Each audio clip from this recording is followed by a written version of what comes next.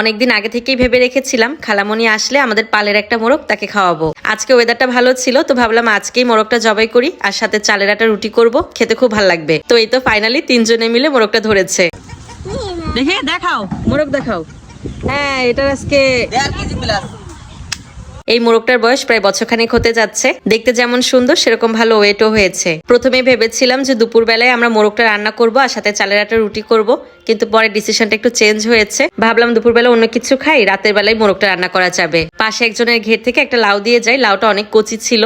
তো ভাবছিলাম যে এটা আজকে রান্না না করলে পরের দিন খেতে আর ভালো লাগবে না, লাউয়ের ঝোল খাবো বলেই দুপুরবেলা মোরগ খাওয়ার প্ল্যানটা চেঞ্জ করেছে। তো এই তো লাউয়ের সাথে টাকি মাছ আর কই মাছ দিয়ে ঝোল রান্না করেছে, আর এখন শাপলা দিয়ে ইলিশ মাছের ঝোল রান্না করা হবে।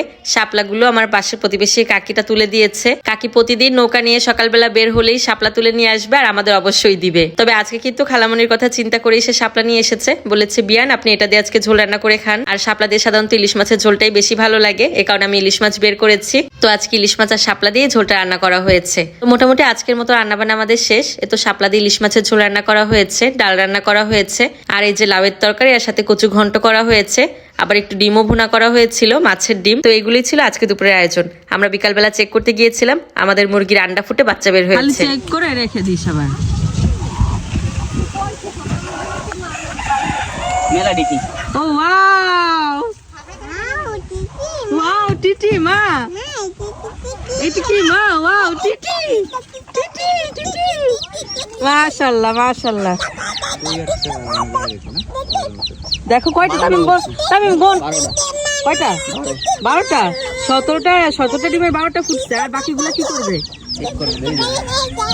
মাশাআল্লাহ, আমাদের মুরগির ডিম ফুটে এতগুলো বাচ্চা বের হয়েছে। বাচ্চাগুলো দেখেছি এত ভালো লাগছিল। এই প্রথম এতগুলো বাচ্চা ফুটালো। মোট 17টা ডিম দিয়েছিলাম, তার ভেতরে 12টা বাচ্চা ফুটে বের হয়েছে।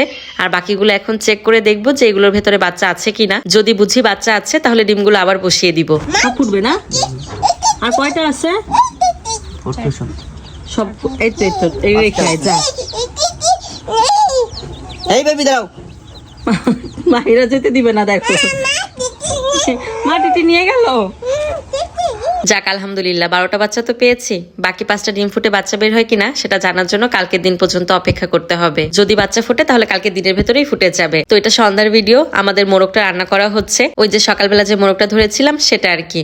খালামণি রান্না করেছে, এত সুন্দর কালার এসেছে। রান্নার কালার দেখেও কিন্তু অনুমান করা যায় যে রান্নাটা কেমন হয়েছে। প্রথমে তো ভেবেছিলাম প্রেসার কুকারে বসাবো কিনা, যেহেতু দেশি মোরগ, বয়সটাও বেশি হয়েছে। পরে দেখলাম না, বেশ কিছুক্ষণ কষানোতেই মাংসটা বেশ নরম হয়ে গেছে। যেহেতু একটু ঝোলঝোল রাখা হবে এই কারণে একটু আলু আর কচু দেওয়া হয়েছিল। সন্ধ্যার সময় আমার 2জন চাচাতো ভাই এসেছিল, ওদের আমি আর যেতে দেইনি। বলেছি মোরগ রান্না হচ্ছে, খেয়ে তারপর যাবি। রান্না শেষ করতে একটু লেট হয়ে যায়, তারপর ওদের বসিয়েই রেখেছিলাম। ওরা খাওয়া দাওয়া করে তারপর গিয়েছে। তো আজকের ভিডিওটা এখানেই শেষ করে দিচ্ছি। কেমন লাগলো অবশ্যই কমেন্ট করে জানাবেন।